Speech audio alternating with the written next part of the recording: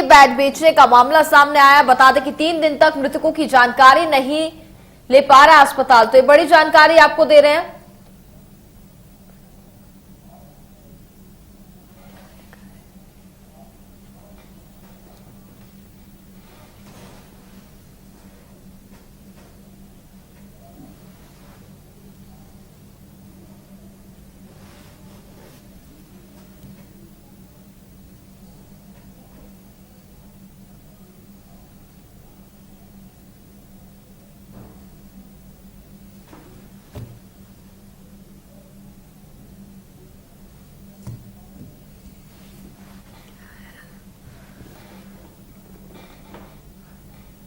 और इंदौर से मेरे साथ इस वक्त संवाददाता नाज पटेल जुड़ गई हैं, उनका मैं रुख करूंगी। नाज, जानना चाहूंगी इस पूरे मामले पर क्या कुछ जानकारी अभी मिल पा रही है। जैसा कि बताया जा रहा है सुपर स्पेशलिटी को लेकर के अफसरों की नींद अब खुली है।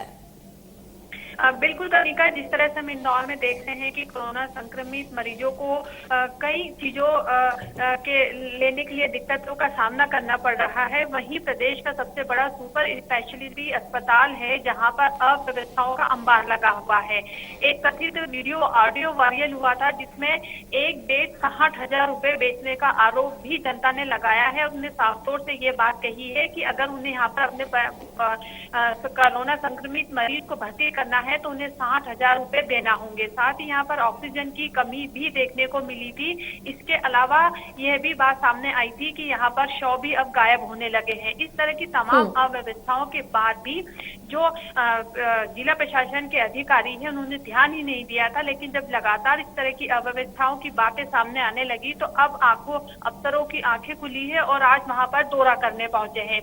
सबसे बड़ा सवालिया निशान ये लगता है कनिका कि ऑक्सीजन की कमी हो या बेड की कमी हो, इसको लेकर कांग्रेस विधायक संजय शुक्ला ने यहाँ पर ऑक्सीजन सिलेंडर भी दान किए हैं। तो ये सारी चीजें या अन्य दानदाता यहाँ पर दान दे रहे हैं, तो ये सारी अभी जरूरत का सामान्य चीजें कहाँ गायब हो रहे हैं। इस पूरे मामले पर अस्पताल के जो इंचार्ज है डॉक्टर सुमित शुक्ला, वो कोई भी गंभीर जवाब देने को तैयार नहीं है, ना ही वो चर्चा करने के लिए तैयार है।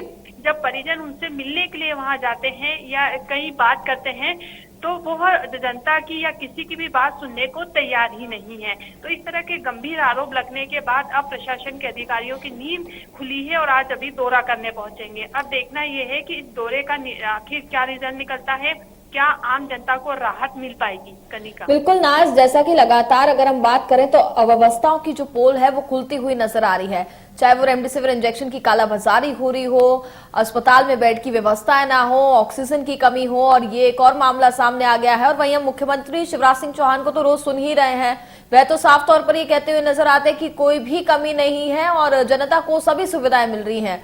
और ऐसे ही हम देख लें कि मध्य प्रदेश में मौतों का आंकड़ा इतनी तेजी से बढ़ता जा रहा है। मुख्यमंत्री हो या जिला प्रशासन के सभी अधिकारी हो, यही कहते हुए नजर आते हैं कि पूरी तरीके से सुविधाएं हैं, जनता को घबराने की बात नहीं है। लेकिन जब गंभीर अवस्था में मरीजों को अस्पताल लेकर पहुंचते हैं तो अव्यवस्थाओं का आलम देखने को मिलता है और कई बार मरीज अव्यवस्थाओं के कारण ही दम तोड़ देता है। आखिर क्या वजह है कि इतनी बड़ी संख्या में अगर राहत सामग्री या सामान है उसके बाद भी जनता को मदद नहीं मिल पा रही है।